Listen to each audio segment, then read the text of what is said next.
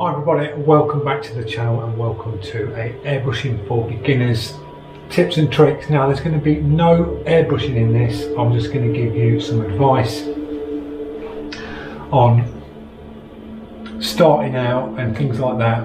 Where I started, this may look all fancy guys, and it's just basically a backdrop, so you've got a nice backdrop to look at. This is basically a converted outdoor shed, and it's took a long time to get this set up, but it works. It's a nice little studio, it works for me, gets the job done, and I can get this content up on the channel for you with a nice sort of surrounding. So back onto the actual point of airbrushing for beginners. I've seen a few comments come up on the channel, people watching my videos and things like that, and there's been some comments saying how can I keep my work consistent and how can I progress and things like this. Now when I first started out, I didn't come from an art background. Yes, I can draw with a pencil, but nothing like photorealistic pictures and things like that.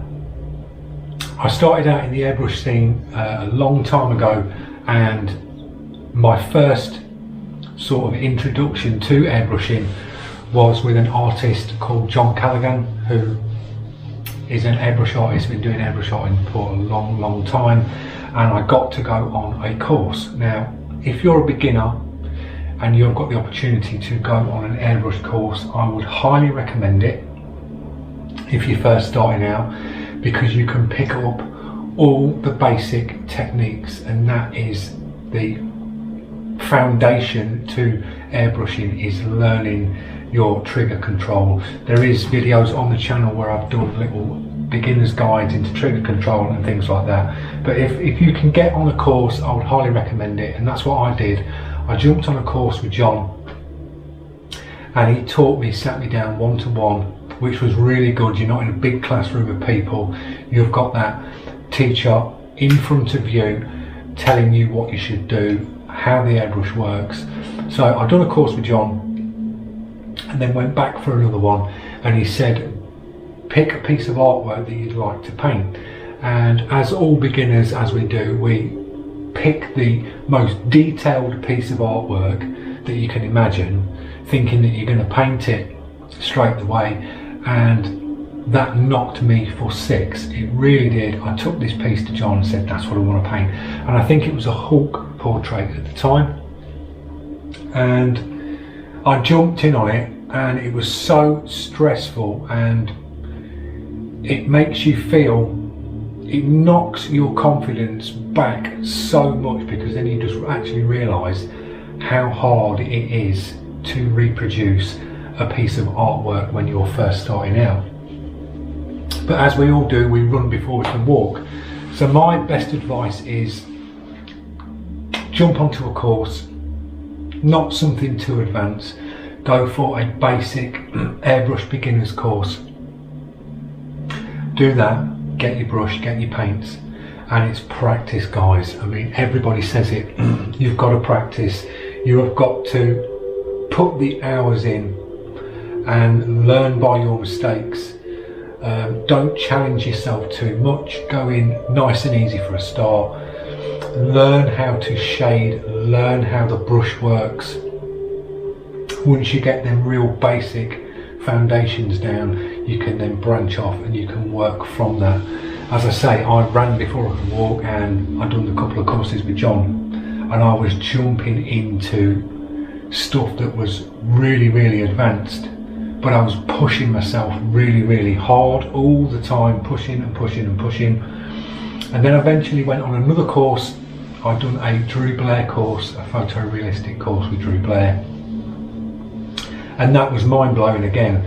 That was over at SM Designs with Simon Murray, and it was mind-blowing just to see how Drew breaks down pictures and shows you everything about painting. You walk out of that classroom and your mind is just blown. You try and take so much in. That was a 3-day course, and you walk away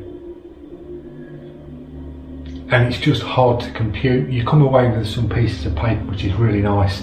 You get printouts of your course of what you've done in the day, so you can revert back to that and just gen up on what you've gone through, because it's so much to take in. But I personally, I think when you go on these courses, you take pieces from them, and you don't remember the whole course, but you remember them key little points that you can take away and use in your artwork. And that's what I've done. I've done the Drew Blair course and took pieces away, techniques and the things that Drew teaches, and then put them and adapted them into my own sort of style, and stuck to my own sort of style of painting and things like that. And I go around pieces certain ways, as you see in my videos. I go different ways. Everybody has a different style and a different way of teaching.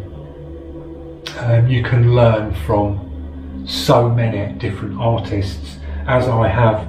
I picked up DVDs because I'm more of a visual. I take it in more visually than reading. You stick a book in front of me and I can go through it and I don't take anything in. But if I'm watching someone do something, I can take it in a lot faster and quicker. So I was getting DVDs at the time, and that is another good recommendation. I've got a couple here and I've got a load more inside. But I've got Metal and Tribal Airbrush Effects by Kiwi Terry, and he's an amazing artist, Terry Stevens. I've watched this video back to back, and you pick up so many different points and key points to help you in airbrushing. And these are like 120-minute long videos. They are well worth getting, guys, these sort of videos. I've got that one. I've got a Steve Driscoll portrait one. Rest in peace, Steve, brilliant artist. And that is an amazing portrait video to watch and pick up on some key points on how that artist paints. I've got another one here, Charles Armstrong Custom Cash. That's another great DVD to learn from, guys. I've got the Daniel Power series, both box sets. Another amazing artist. So there's loads of artists out there. You jump on YouTube, you've got me, I'm doing my little thing. There's loads of artists, and there's some amazing artists out there, and I've picked up from so many different little key things. So if you're jumping over to this channel, you'll pick up bits along the way. Take the bits that I teach you, show you, and if they help you in your journey, guys, I'm doing the right thing. But that's my thought on it, is to drop yourself in on a course, learn the basics, don't run before you can walk, don't over challenge yourself, because I did. It did progress me quick.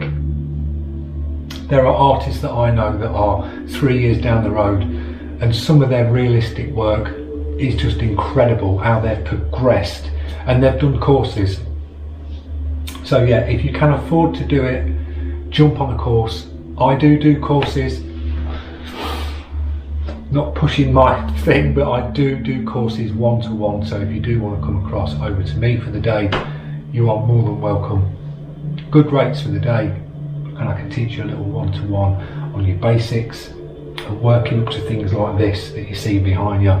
These are the ones I've just done on the channel, and these are just pieces to keep me painting every day. I like to be painting sort of every day.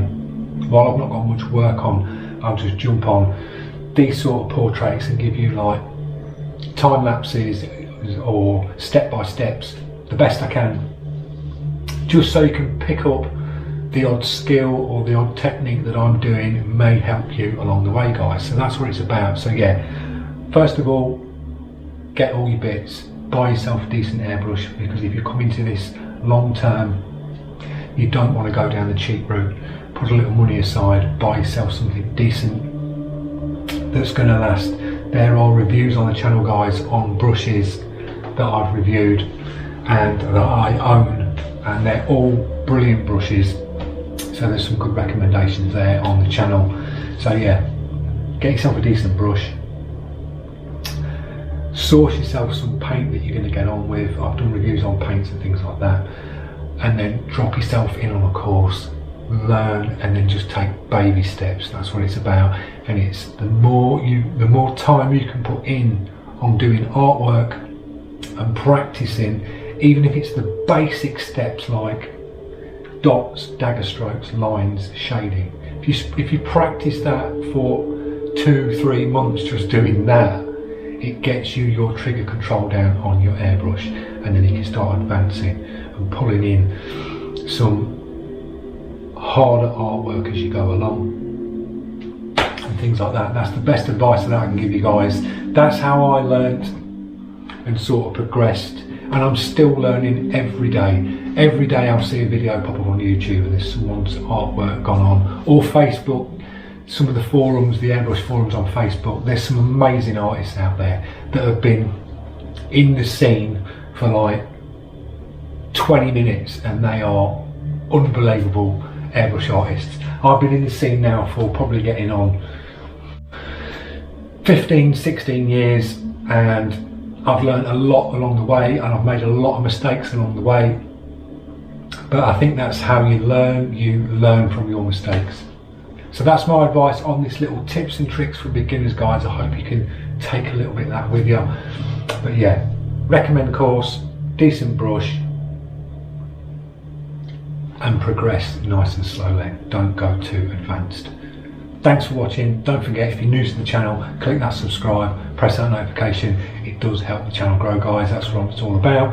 And the next video that's coming up will be, fingers crossed, I'm going to get some live feeds up for you guys, so you can watch a little bit of live feed, and then you can interact, drop your comments, you can just ask some questions, and I'll ask as much and get back to you as much as possible. So thanks again, see you in the next one.